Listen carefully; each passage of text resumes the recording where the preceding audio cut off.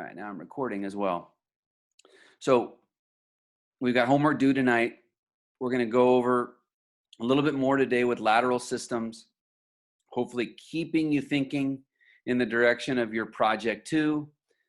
It won't take the full time, so then I'll be available for some consultations afterward. As I had said last week, so I'm clearing out the exams. I'm not really too excited about trying to administer or proctor exams. So the way that we're going to switch that out is we're going to have a fourth project that's kind of like your final exam. That'll be what we've got there week 9, the last week of the quarter into finals. We'll have a homework 3 and a homework 4.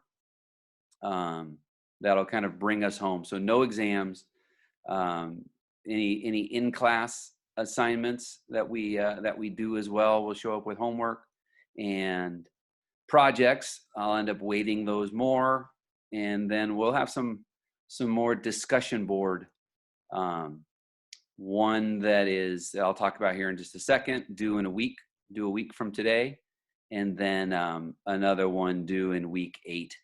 So those will be weighted as well. So I think that's how we will bring it to a close. I think actually today is exactly halfway, if I know correctly. So however it's going for you, I hope it's going well just in general. And quite an interesting situation that we're in, but I enjoyed your discussion board number 1. I actually really enjoyed that. And so I'm looking forward to number 2, and we'll talk about that here in just a second. It'll actually tie into the project that you're doing.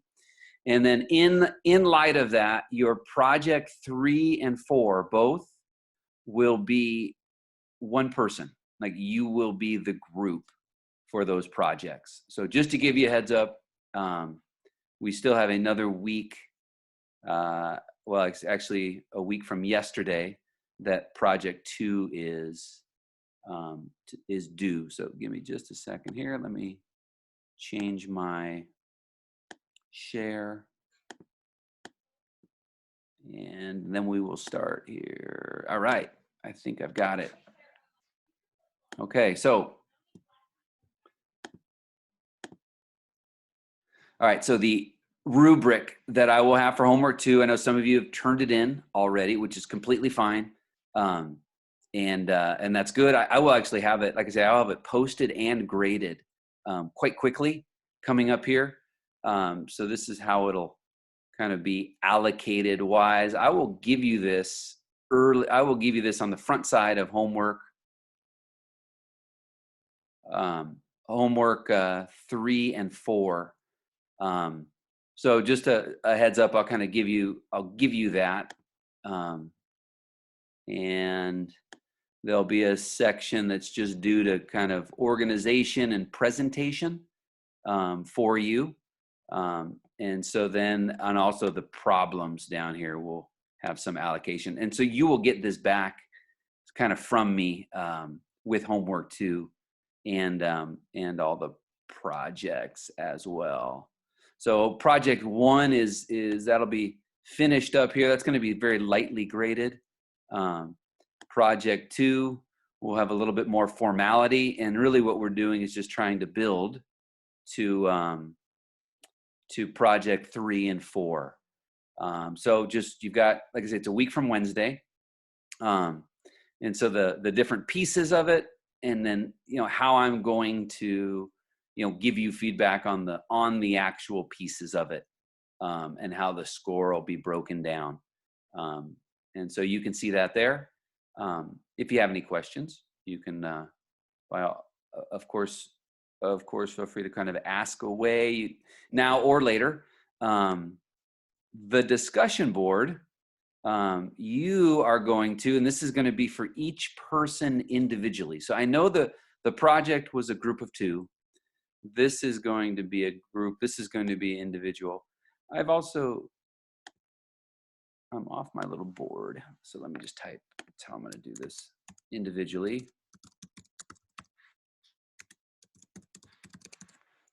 So you are going to take your project and make a video presentation. I'm going to ask for about 3 minutes of it that explains what you did and why you did it, and making the case as to how you would, was kind of in the overall scheme, not just the pieces, but you're trying to make this case as well. And so now it's not a double hit. The discussion board, you're just going to make that presentation in about 3 minutes. So the thought is that by doing it in multiple pieces, it'll increase the quality of it. It'll increase your pieces of it. It'll increase how you might think about it between now and when it's due. So it's due on Wednesday. The discussion board will be due on Thursday, and that's all on Canvas. So we'll give that a shot, and we'll see how that goes. And again, that'll be individually so I will basically end up getting 2 presentations for the same project, but done individually. And so we can play around with that. So you can take a look at the discussion board prompt. So, all right, this is what we'll do today. All right, lateral stability. They use that word quite a bit, and it's a great way to think about it. What you're trying to do with your projects, what you're trying to guarantee is stability, and that stability comes from balance. It comes from strength. It comes from rigidity. So let's just kind of give you one last kind of push in this direction here. So remembering, like, gravity, right? Gravity has a stability as well, right? With beams,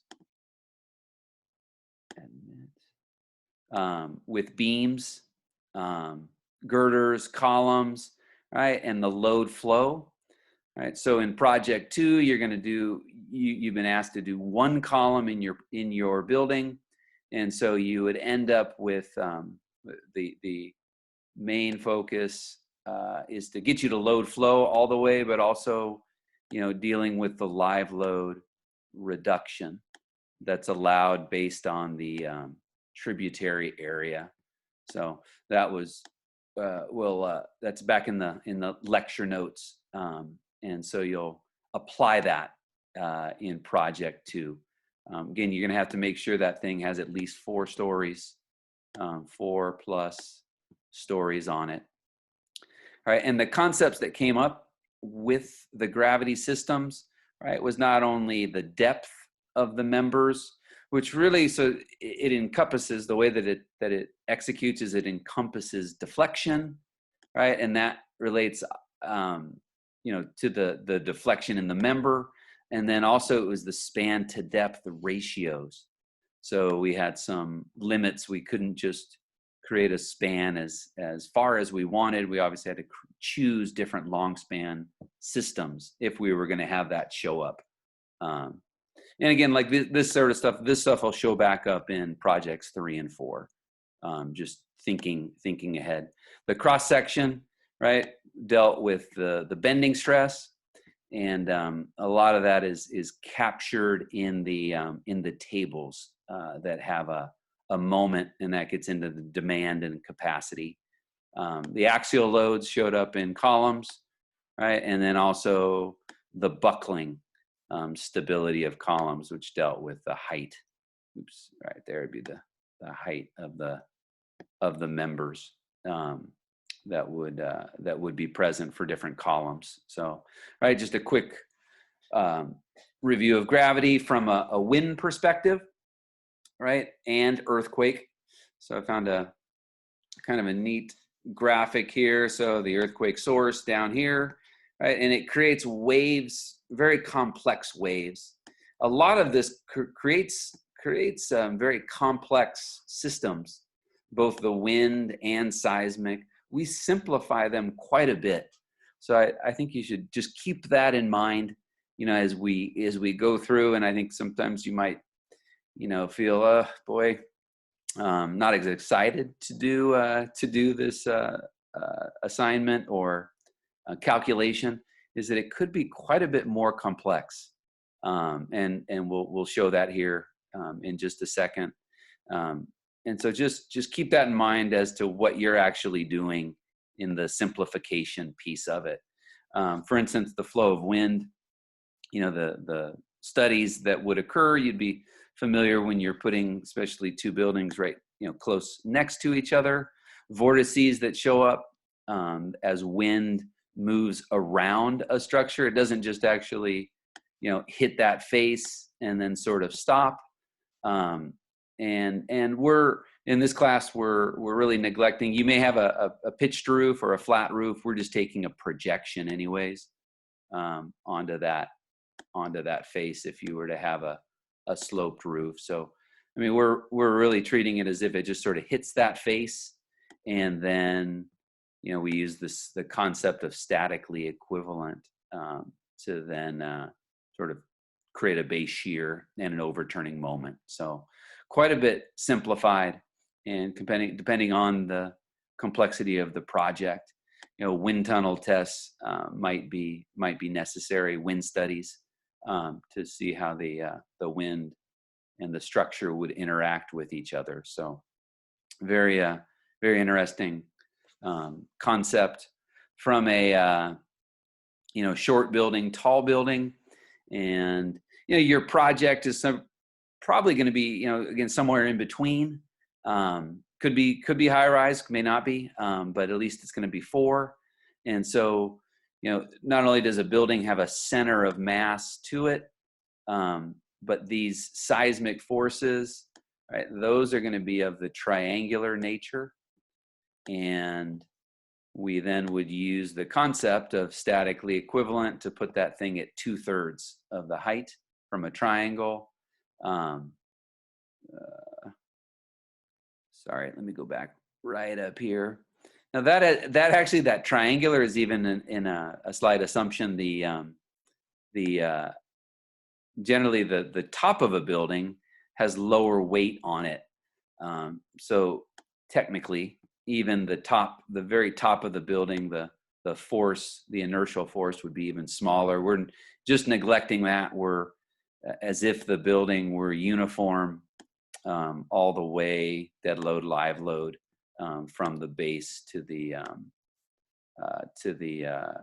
roof, which again you would have mostly smaller loads up there on the roof. But so this brings back up, right? You want to make sure that you've got a good handle on this as you get to it. That's why I will post homework 2 solutions tonight, so that you can make sure you've got that overturning moment designed for, and that's what becomes quite large in a high-rise building. And not only here, you see the slenderness of it, so you end up with something that has smaller distance between the edges of the building. A lot of times in a high-rise building. The other thing that accumulates in a high-rise building would be drift. Drift would be very small. That would be occurring at lower, at every story. Generally, the drift is small, but as you keep adding up all the smaller drifts, by the time you get to the top, you get quite a big drift up at the top. So it creates a little bit more of a stability issue.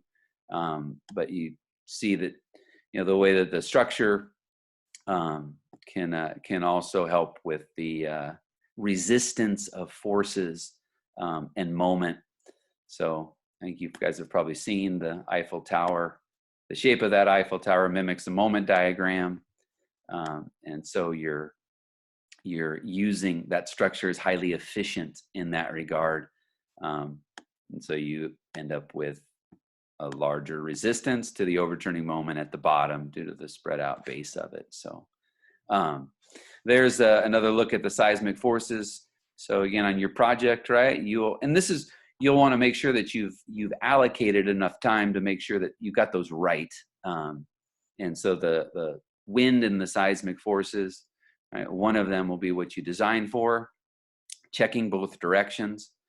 And even remembering that the earthquake occurs in all directions down here, just like the wind. So we're just simplifying that analysis, and also that the concept of a statically equivalent point load. I'll just keep in mind on your project, you've got a wind distribution that you'll use. If you're over 60 feet, you'd have a wind distribution that would look like this, and it would be from 20 to 50. Goodness, that's horrible. 50. And so you're going to break that up into two pieces. You're going to break it up into a triangle and also a rectangle. So this one, you would not have a single statically equivalent point load. You would have two statically equivalent point loads. And then on the bottom, you would have the base shear that would be counteracting that. So as we look at load flow and the design that you might have, right? The major three that you're going to have, and we're not using wood construction in these projects. I want to make this a little bigger here, so you can see it also on Canvas as well. So I know some of that text comes out. You can kind of read that on your own, but the load flow and the way that this then flows down deals a lot with the connections, and the detailing are highly important. We're not going to deal with those issues of the actual detail, but you will be obviously designing some of those elements. If you've got a brace frame, you'll deal with the diagonal, right? And then also those two end elements. Those are called boundary elements that end up with high forces on them. Same thing with, right, if you've got a moment frame, right, we're dealing with the forces in the columns, right, due to the overturning, right, also the shear that's distributed. And on a shear wall, you've got those two overturning forces again, and those are what would be called your boundary elements. A lot of times in a shear wall, you would need to have something beefier out there on the boundary of that shear wall because of this exact issue, because of the boundary forces, the overturning couple. So one sec. All right, let's do this. I'm going to take just a quick break here. So I'm going to give you about 3-4 minutes. Take a quick break.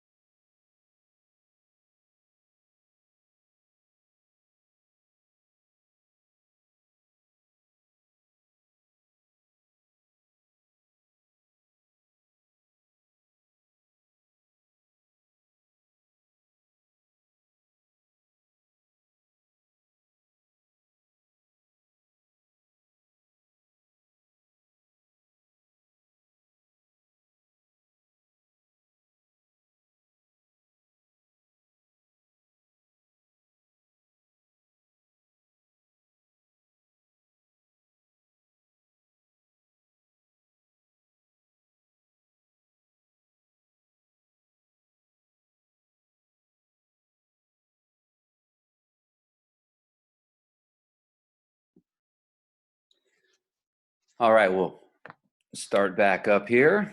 Appreciate that. So, just looking at these systems again, um, the connections that would be present on a braced frame would be pinned.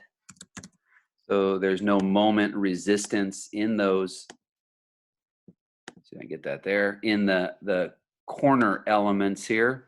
So in terms of load flow, these are as if they're all pinned, kind of like a truss in a way. Right? These are obviously definitely not. That's why they're called moment frames, because the moment is carried across both of those corner pieces. So, if you do have that in project 2, which I would encourage you again to do, multiple different. You're going to need to actually make sure you have at least two different lateral systems on your project, and we'll talk about just a little bit, just a second, about some of the other issues with it. Probably, I would hope everybody has a shear wall, a concrete shear wall. And you may not. You may just have steel. But you can mix. You can mix those systems. You can use a steel frame and concrete together. So it just depends on your project, but I want to just highlight that right there. I want to make that a little bigger. And so this came up. This right here, this is like a beam. You just have to turn your head 90 degrees to the left as you're looking at it, right? It's like a beam here, like that's the beam right there. And the loads are occurring, right, going left to right. And so that creates like a cantilever, like this is the wall support. So that's where this beam analogy, it's just that the cross section of the beam is like kind of odd. It's like the cross section would look something like that, right? Oh goodness. The cross section would be like 12 inches wide or 18 inches wide by however long the wall is. So you get this really odd looking cross section, but it acts like a beam. And so that's where that's why we talk about flexure with a shear wall, and the shear capacity, right? Both the resisting shear and the tie down, the up and down forces that occur that come from the bending.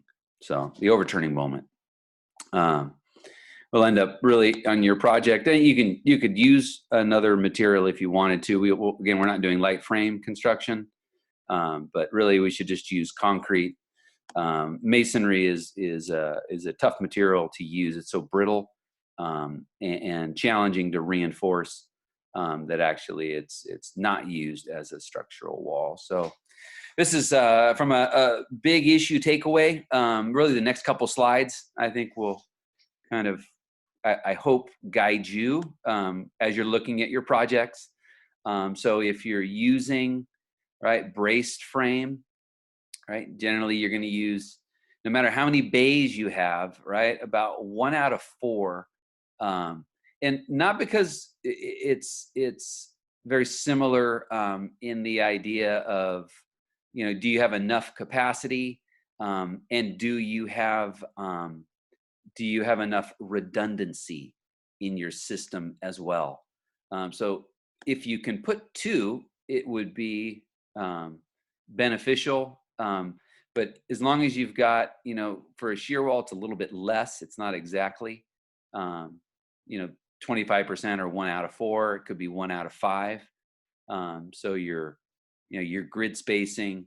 So just keep this in mind, that even if you had, if you had 12 bays and you could get 1 to work, that really wouldn't be the right idea. If you had 12 bays, then you're really looking at using 2 to 3 of those bays for shear wall or for brace frame.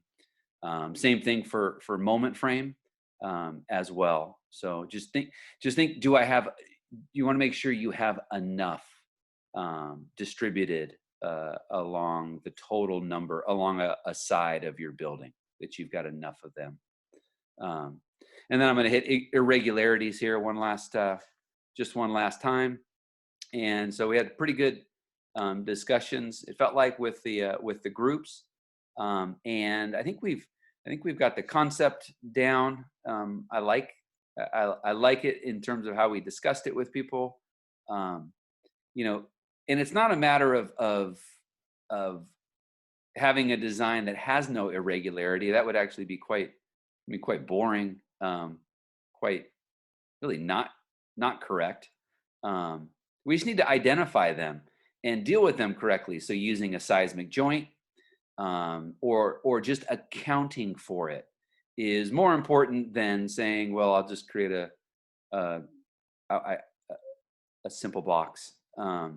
And so that's all. It just needs to be mitigated as much as possible. So, you know, the irregular configurations, both in terms of, and we're not doing calculations. You know, we're not I'm not forcing you to find the center of rigidity. You know, nor am I actually forcing you to find the center of mass as well. But we're doing a little more qualitatively.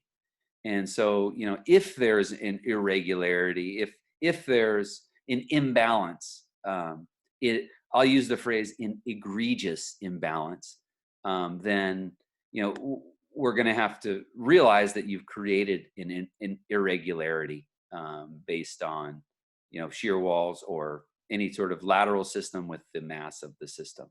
So that's what we're looking for, is how can we get the center of mass and the center of rigidity in about the same spot. So you've got exposure to that before. So I think we did a pretty good job. I enjoyed our discussions about that last time. So a lot of people have, you know, buildings that were, you know, interesting, and a plan that naturally has some irregularity to it. And so I'll just kind of clean up a little bit of some vocabulary. And so these are called reentrant corners. This is also where stress concentrations are naturally created. So you end up with, you know, if that ends up attracting quite a bit of force, which is where the damage would be centered. So this same thing here with this, you know, mass and stiffness irregularities, and what happens with these, why that corner is such a hazard spot here. You have something that's based on the plan here. You have something that's very stiff right here, and then something that becomes just naturally more flexible. So that corner right there naturally sort of gets tugged on and wants to get pulled apart. So let's just talk. This will probably show up, and I was very excited to see this. So I'm excited to see how you guys, you know, you have to take a little bit more, going from the qualitative to a little more quantitative. One way to deal with this is, you know, to put a separation, a seismic joint. That would be right there. So those two buildings actually are separated. They have to be far enough apart that they don't hit each other. Generally, it's going to be like 12 to 18 inches.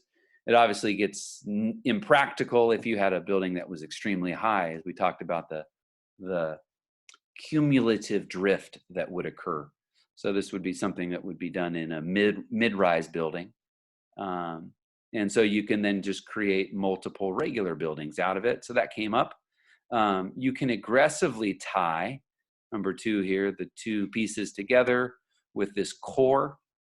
And then you've got these beams that show up, and that those beams then are very much in flexure. So it's a high amount of stress that's no longer on the corner, but deals with these two pieces that are then tied together. So it's like that wing right there, and that wing are tied together to this core back here. And the reason why that's a possibility for us, but it becomes very challenging just from anything that we would do in this class in terms of detailing, and sort of that core performs kind of use like double duty based on the fact that it's holding those two wings, and those two wings have the possibility of wanting to sort of flap. Another one would be just using full height stiffening elements that are on the core here. So that's what's going on back here. That's a full height element, and that is a full height element as well. So it kind of acts like a seismic joint, but not exactly. It's just that those full height elements now create the separation of those two. They have to be tied together well. So it's, again, there's a detailing issue. And so then this creates then a condition where you don't have a lot of ability to create big holes in this. So you think of passage of a person moving from one side to the other becomes restrictive. Not that you wouldn't be able to do it, but if the whole idea is to create full height stiffened elements, then putting a bunch of holes in it would be defeating the purpose of it. And then another way to also just deal with that, it would be to create a splay, basically to create something that now takes away from a shape wise, takes away that sharp corner look. So it could be something that is, maybe designed in pieces like that. So a roundedness to it, if you will, on the inside. So that would be some ideas. Ideally, you may have different conditions that show up differently on that project too. So this is the key here, and I realize we're kind of at halfway in the quarter, and so you guys had project 1 that was a group of 4, right? Project 2 is now a group of 2. So keep in mind that projects 3 and 4 are going to be solo. You're going to be on your own. And what we're trying to do is get in the sweet spot between, we don't just want to wave our hands at this and say, we don't have to deal with that, or sort of ignoring it. So the idea is not to be too simple, nor too complex. So we're trying to get right in the middle of it. But to get you to where you're both understanding, you're reasoning something, you're solving and producing something that would be, that's doable, that's reasonable to actually have you produce. So just keep that in mind as you roll through these projects.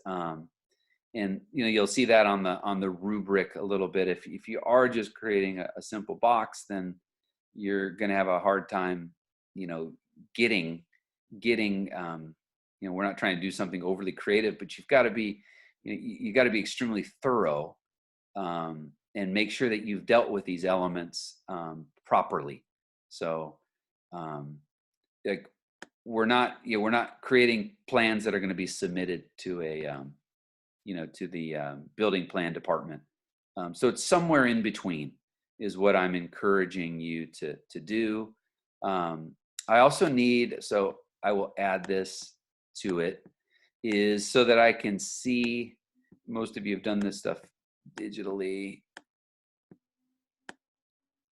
So if you would put on there an elevation. Now, some of you, again, depending on the complexity of your project, you may just be, if you have several buildings as part of it, you can just focus on one of them, or as we had talked about in the consultation.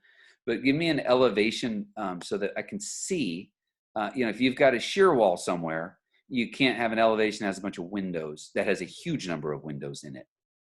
So that I just want to make sure it's consistent. And so I think you can do that. And that would also be a piece of your presentation. sort of a video presentation. So to finish this, I've got some other handouts, and they are definitely they're put there more for you to finger through, to kind of peruse.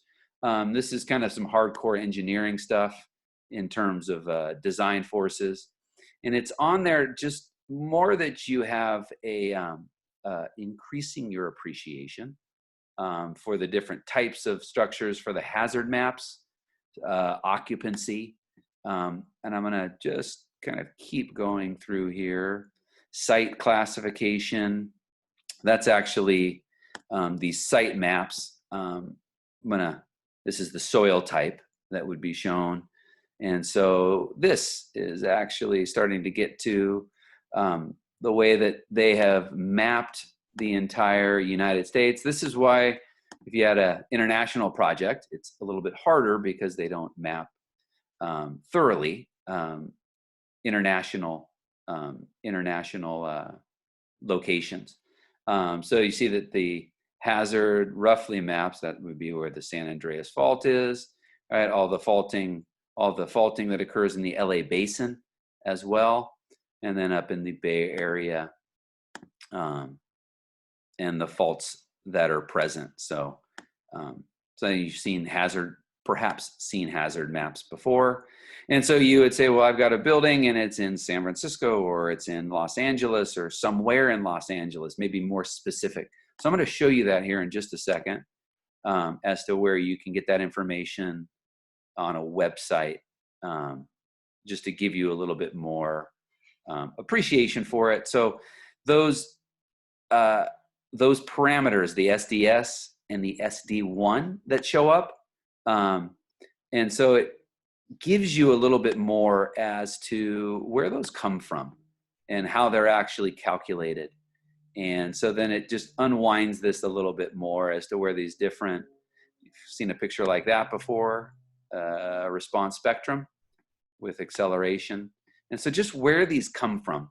You do not have to be able to do this, but I wanted to give you some exposure to all that goes on behind it. So you can use that, although this is interesting as you get through here. Some of these concepts, configuration, regularity, if you notice, these terms are all the same. So as you keep in mind, one of the reasons why you're in here is that you can have a dialogue with the different entities in a building project, in a building project. So hopefully I'm doing that. I'm helping you with that. There's a reentrant corner that we've talked about.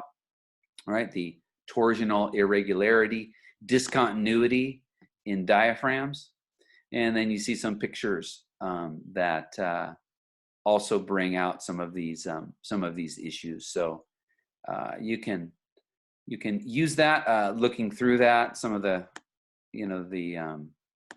vocabulary that we've used.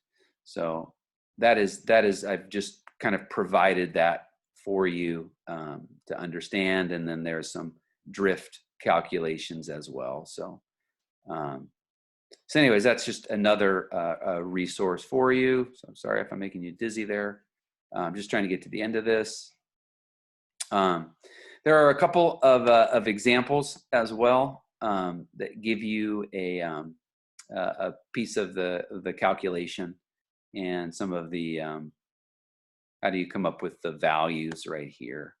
So it kind of takes you through the entire process. So this is not something you won't end up having to do that, but yeah, I think it definitely exposes you to that. So you can use that as you'd like. Give me just a second. I'm going to share my screen. So we've got about 5 more minutes, and then we'll roll to possible, if you'd like, getting into the groups. Let me show you one more thing here.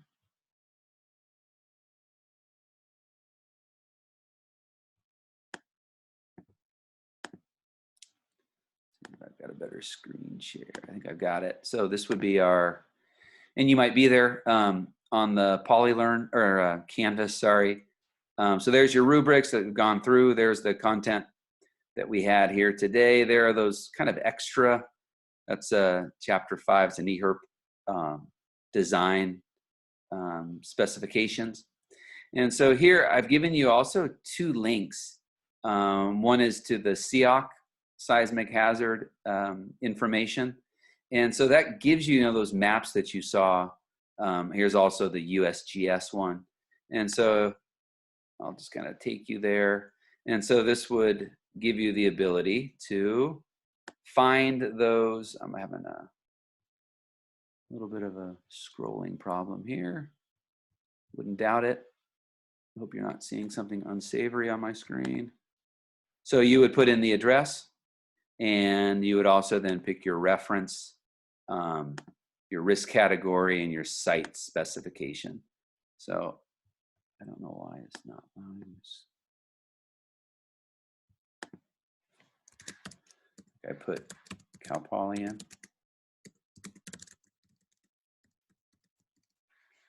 Seem to want to do this for me.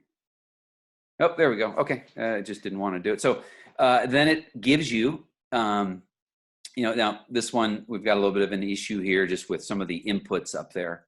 The soil, let me go default, I think this will work. Go back, sorry, ASE NEHRP. And so this would all come from, there we go. So this would come from, right, what reference manual would be used. And so this is where all these sort of magically come out and all those calculations occur. So this is how you would get those parameters, those magic numbers that just sort of show up, and lots more information as well. So that's the design maps that would be available to you. So we're really not, I'm not going to put you on there or have you do that, but that's how that occurs. All right, let's go back to stop sharing. Okay, so we'll do this. I will put you in the breakout rooms again with your partner. You do not have to stay. If you want to, you can work with them on that project too. And if you want to give me a shout, I would be more than happy to come and check you out. Yes, Elise, Kristen, sorry. Yeah, could I ask some questions at the homework now, or? You have a question? Yeah, could I ask some questions at the homework now, or should that wait? Or? Yeah, let me take just a minute. I'm going to do this. We'll take a quick, just a couple minute break. Give me about at 5 after. I'll come back and I'd be available for questions, anything, and I will do that right now. I will put you in your room. I need to actually take like a 5-minute break, and so I'll do that. Yeah, that's fine. That's fine. Okay, and then I'll circle around and do that. So.